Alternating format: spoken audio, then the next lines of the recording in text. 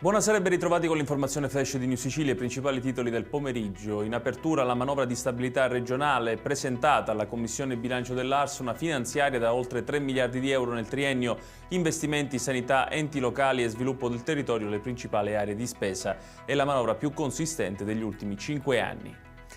A Palermo nuova intimidazione sotto casa dell'assessore comunale Fabrizio Ferrandelli, già nel mirino per le operazioni di sgombero di locali occupati abusivamente in città. Questa volta fuori dall'abitazione dell'assessore sono stati esplosi dei fuochi d'artificio. Sempre nel palermitano, incidente con 3 mezzi coinvolti sulla statale Palermo-Sciacca. Il bilancio è di un morto e 5 feriti. La vittima è un giovane di 18 anni, in gravissime condizioni anche una ragazza di 20 anni trasportati nel soccorso all'ospedale Villa Sofia. A Catania maxi inchiesta su un traffico internazionale di beni archeologici. La procura ha iscritto 74 indagati e ha avanzato 55 richieste di custodia cautelare.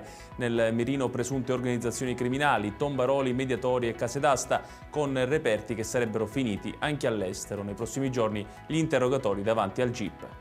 Chiudiamo con il meteo. Domani in Sicilia tempo instabile, soprattutto sulle coste tirreniche e ioniche, con piogge, rovesci e temporali isolati. La Protezione Civile ha diramato allerta gialla per le province di Palermo, Trapani, Catania e Messina. Sul resto della regione il clima sarà più sereno. Ed è tutto per questa edizione. Tutti i dettagli su queste notizie li trovate come sempre sul nostro sito www.newsicilia.it. Grazie per averci seguito e buon proseguimento di serata.